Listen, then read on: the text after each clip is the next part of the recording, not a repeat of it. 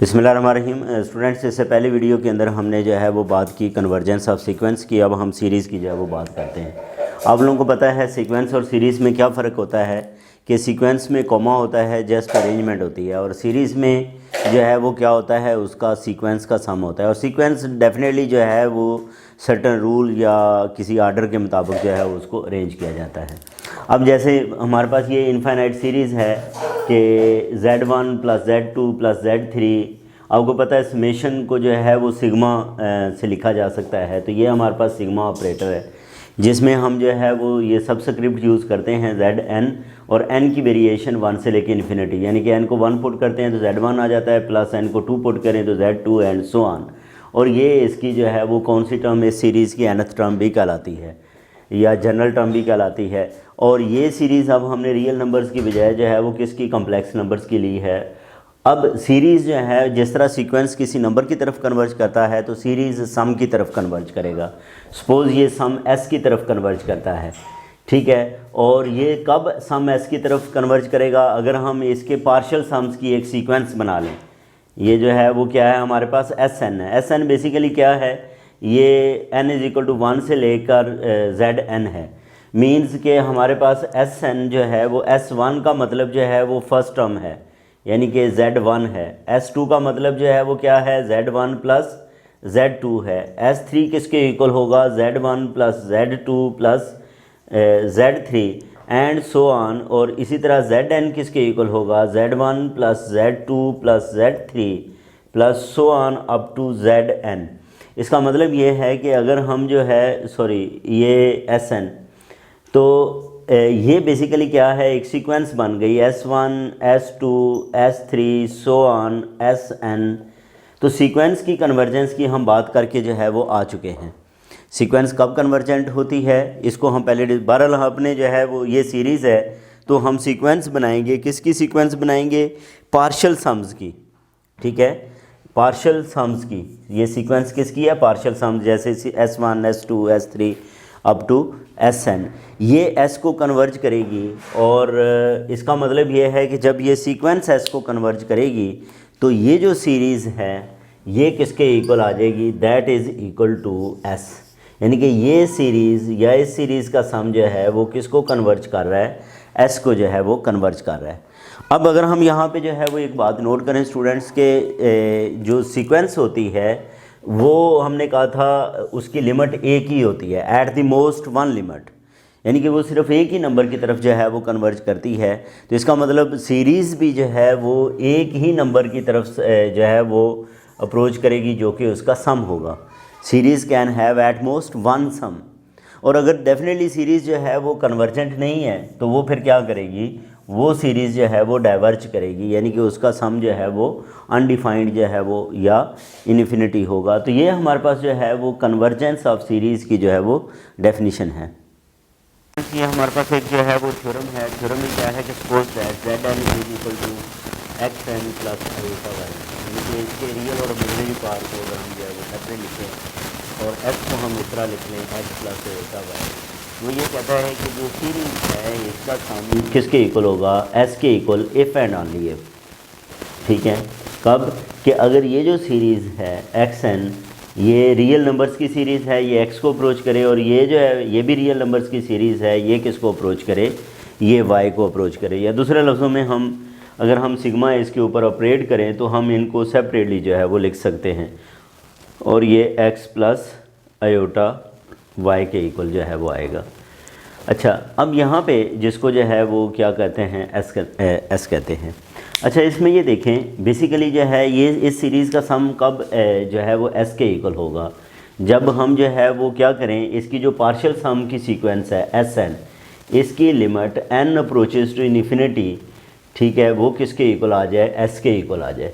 यानी कि हमने क्या करना है, Sn जो इसके पार्शियल सम्स की सीरीज़ है उसकी कन्वर्जेंस को ये देखना है, क्योंकि हमने ये डिफ़ाइन किया इससे पहले कि अगर ये सीरीज़ कन्वर्जेंट है तो इसकी सीक्वेंस जो है पार्शियल सम्स की वो भी कन्वर्जेंट होगी, और उस सूरत में ये limit n approaches to infinity है। और इस रिज़ल्ट को जो है वो हम ले जाएं अपना, जो इससे पहले हमने सीक्वेंस का जो है वो थ्योरम पढ़ा है, तो उससे हम ये लिख सकते हैं कि फिर ये जो लिमिट है ये इसका सम जो है वो किसके इक्वल है, x के, और इसका सम जो है वो किसके इक्वल है, y के इक्वल है। इसी तरह बैकवर्ड भी हम जो है वो शो कर सकते हैं। बहरहाल इस थ्योरम में आपने जो मेन बात याद रखनी है वो क्या है कि sigma n is equal to 1 to infinity X N plus iota Y N इसके इक्वल होता है। बाकी इसका प्रूफ टोटली जो है वो ये पार्शियल सम्स की सीक्वेंस की बुनियाद पे है। दूसरा जो हमें जो है वो रिज़ल्ट ज़हन में रखने वाली बात है वो ये है कि necessary condition for the convergence of the series is that, ये हमने बेसिकली जो है वो रियल एनालिसिस के अंदर जो सीरीज़ है, रियल सीरीज़, उसके हवाले से हमने जो रिज़ल्ट है उसी को ही यहाँ पे कम्प्लेक्स में भी वो जो है वो फिट आता है। वो क्या है कि कन्वर्जेंस ऑफ द सीरीज़ के लिए ये नेसेसरी कंडीशन है कि उसकी लिमिट किसको अप्रोच करेगी, ज़ीरो को। लेकिन अगर ज़ीरो को लिमिट अप्रोच करती है तो वो लाजमी नहीं है कि वो कन्वर्जेंट है, लेकिन इसकी कन्वर्जेंस के लिए जो है वो ज़रूरी है कि अगर सीरीज़ कन्वर्जेंट है तो उसकी लिमिट लाजमी जो है वो किसको अप्रोच करेगी, N approaches to infinity Z N, वो ज़ीरो के इक्वल होगा। और यहाँ पे कन्वर्जेंट की बात हो रही है। जब सीरीज़ कन्वर्जेंट होती है तो इसको हम दूसरे लफ्ज़ों में कहते हैं कि वो बाउंडेड है। सीरीज़ जब कन्वर्जेंट होती है तो वो क्या होती है, terms of the convergent series of the complex numbers are bounded. वो टर्म्स जो हैं वो क्या होती हैं, वो बाउंडेड होती हैं। अगर हम वो स्पेसिफ़िकली बात करें, प्रिसाइज़ होकर बात करें, तो इसका मतलब ये है कि हर टर्म जो है वो एक स्पेसिफिक नंबर से क्या रहेगी, लेस होगी। यानी कि there exist a constant m such that zn, यानी कि z1 z2 जो भी है, n for each positive integer, इसकी हर टर्म जो है वो एक स्पेसिफिक नंबर से जो है वो क्या रहेगी, लेस रहेगी। इसको जो है वो क्या कहते हैं, बाउंडेडनेस भी कहते हैं।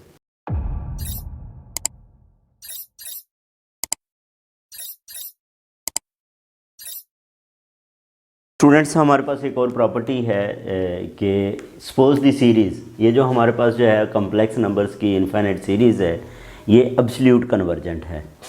ये क्या है, एब्सोल्यूट कन्वर्जेंस। तो हम ये देखेंगे कि जो एब्सोल्यूट कन्वर्जेंस ऑफ सीरीज़ है, एब्सोल्यूट कन्वर्जेंस ऑफ सीरीज़ में implies that the convergence of that series, तो वो सीरीज़ भी जो है वो क्या होती है, कन्वर्जेंट होती है। अगर कोई सीरीज़ एब्सोल्युटली कन्वर्जेंट हो तो वो ख़ुद भी जो है वो सीरीज़ क्या होती है, कन्वर्जेंट होती है। इस बात को हम देखेंगे।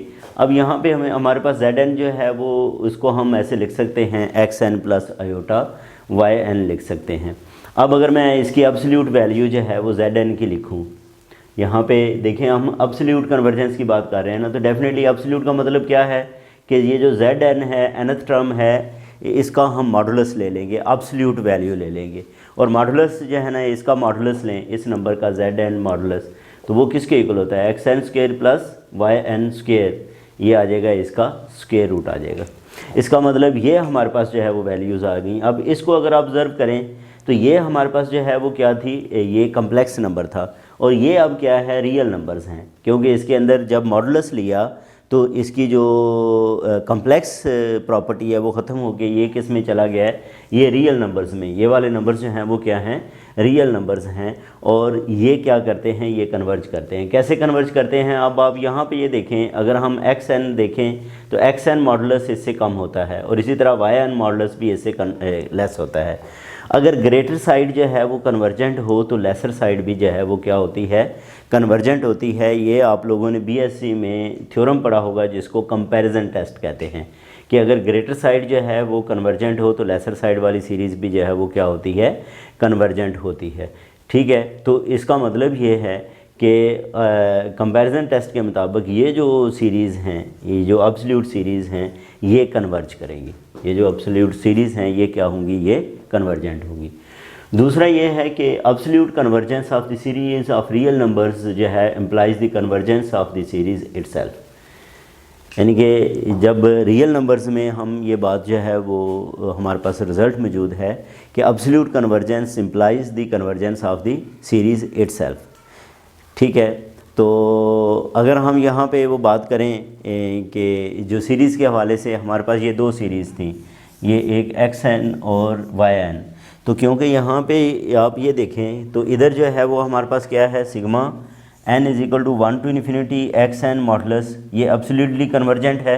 तो ये सीरीज़ भी जो है वो क्या होगी, फिर कन्वर्जेंट होगी। ये भी एब्सोल्युटली कन्वर्जेंट है तो ये सीरीज़ भी जो है वो कन्वर्जेंट होगी। तो इसका मतलब ये है कि हमारे पास जो पहली सीरीज़ थी, ये बुनियादी series n is equal to 1 to infinity z n, वो भी कन्वर्जेंट होगी, क्योंकि हमने ये थ्योरम पढ़ा है कि अगर ये दो जो सीरीज़ हैं ये कन्वर्जेंट हों तो ये सीरीज़ भी कन्वर्जेंट होती है। दरमियान में हमारे पास क्या थी, इफ़ एंड ओनली इफ़ की जो है वो कंडीशन थी। बहरहाल ये है कि हम इस रिज़ल्ट पे पहुंच गए कि absolute convergence of A series of complex number implies the convergence of that series. तो वो सीरीज़ बज़ात ख़ुद भी जो है वो क्या होती है, वो कन्वर्जेंट ही होती है। स्टूडेंट्स, मैंने आपके सामने ये एक जो है वो इक्वेशन लिखी है, ये बेसिकली बहुत ही इंपॉर्टेंट है। आगे हम जो है वो अब पावर सीरीज़ और टेलर सीरीज़ को जो है वो स्टार्ट कर रहे हैं। तो ये रो एन, ये रिमाइंडर आफ्टर nth टर्म है। ये क्या है, रिमाइंडर आफ्टर nth टर्म, और s जो है वो सम ऑफ द सीरीज़ है, सम ऑफ इनफाइनाइट सीरीज़, और ये S N sum of first n terms हैं।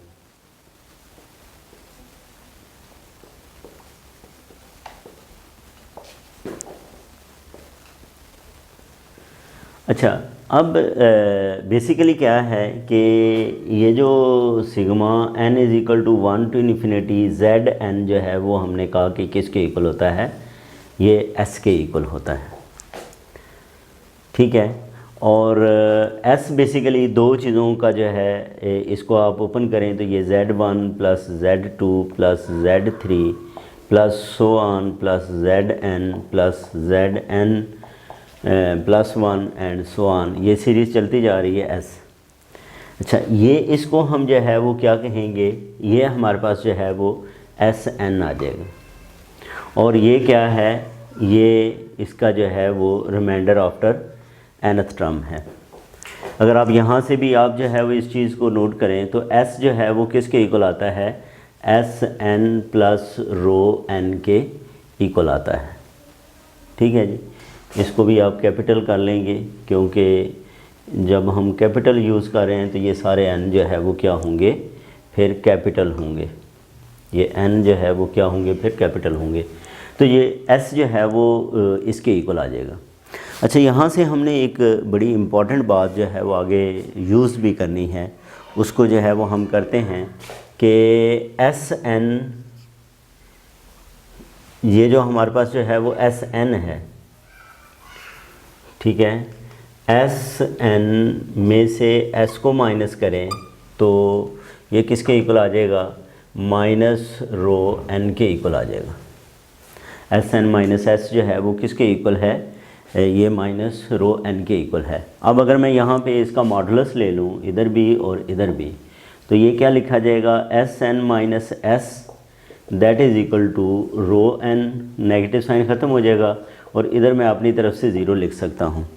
इसका मतलब क्या है कि Sn कब s को अप्रोच करेगी, ये सीक्वेंस है। सीक्वेंस की जो हमने डेफिनीशन की थी और वहाँ पे मॉडुलस की फॉर्म में जो कन्वर्जेंस की बात की थी, उसके मुताबिक ये Sn जो है वो कब s को जो है वो अप्रोच करेगा, जब रो n जो है वो किसको अप्रोच करेगा, ज़ीरो के। इसका मतलब रिमाइंडर आफ्टर nth टर्म वो किसको अप्रोच करना चाहिए, वो ज़ीरो को जो है वो अप्रोच करना चाहिए। तब जो सीरीज़ होती है वो हमारे पास क्या होती है, कन्वर्जेंट सीरीज़ होती है। तब जो है यानी कि उसमें रिमाइंडर आफ्टर nth टर्म जो है वो किसको अप्रोच करना चाहिए, वो ज़ीरो को अप्रोच करना चाहिए। अब स्टूडेंट्स, हम बात करते हैं बहुत ही इंपॉर्टेंट सीरीज़ की, जिसको क्या कहते हैं, पावर सीरीज़ कहते हैं। अब इसी की बुनियाद पे आगे हमने जो है वो टेलर सीरीज़ वगैरह को भी जो है वो तफसीलन डिफ़ाइन करना है। यहाँ से हमारा प्रॉपर टॉपिक्स भी स्टार्ट हो जाएगा। अब power series, the series of the form, इस तरह की जो स्टूडेंट सीरीज़ होती है, sigma n is equal to 0 to infinity an z minus z not raise to power n, ठीक है। अगर मैं इसको ओपन करके लिखूँगा तो डेफिनेटली जो है वो ये क्या लिखा जाएगा, a नॉट लिखा जाएगा, और ज़ीरो की वजह से ये 1 हो जाएगा। ये फिर a1 z minus z naught plus a2 z minus z naught plus so on A N Z minus Z naught raise to power N plus so on, इसको जो है वो स्टूडेंट्स इस सीरीज़ को जो है वो क्या कहते हैं, पावर सीरीज़ कहते हैं। ये हमारे पास क्या है, पावर सीरीज़ है। इसमें अगर आप ये नोट करो तो ये जो हमारे पास जेड नॉट है ये भी कम्प्लेक्स कांस्टेंट है, कम्प्लेक्स कांस्टेंट है। ये जो ए एन है ये भी हमारे पास क्या है, ये भी कम्प्लेक्स कांस्टेंट्स हैं, ठीक है। और z तो उस कोई जो भी जो है वो रीजन दी गई है उसके अंदर हमारे पास हर पॉइंट जो है वो किससे रिप्रेजेंट होता है, वो z से जो है वो रिप्रेजेंट होता है, ठीक है जी।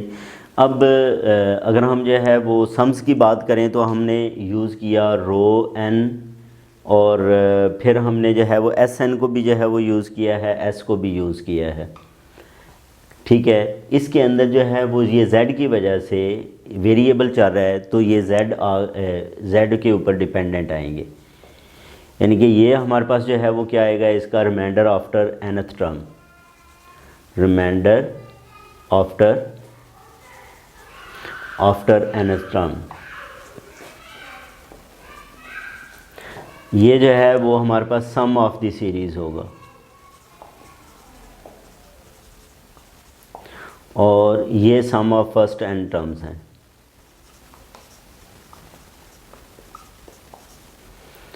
n टर्म्स, तो ये इसका जो है वो सम आता है। बहरहाल ये हमारे पास जो है वो सीरीज़ है, पावर सीरीज़ है।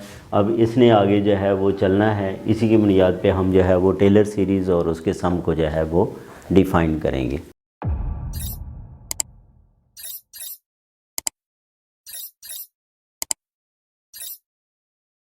स्टूडेंट्स ये हमारे पास एग्जांपल है कि with the aid of the remainder verify that this sum of this series that is equal to 1/1 minus Z when Z mod is less than 1।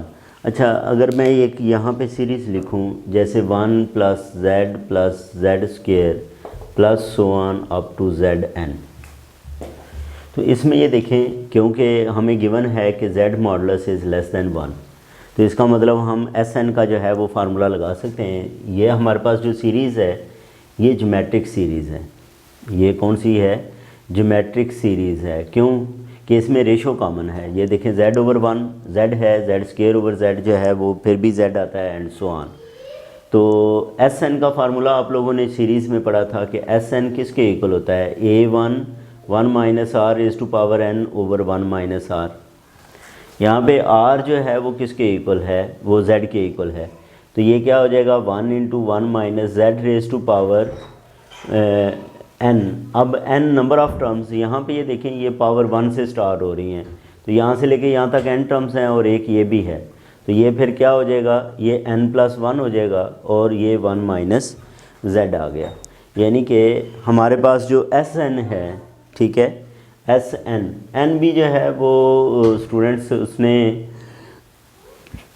इसमें चलें एन हम small ही use करें, तो यहाँ पे एस एन जेड जो है वो हमारे पास ये आ गया, ठीक है।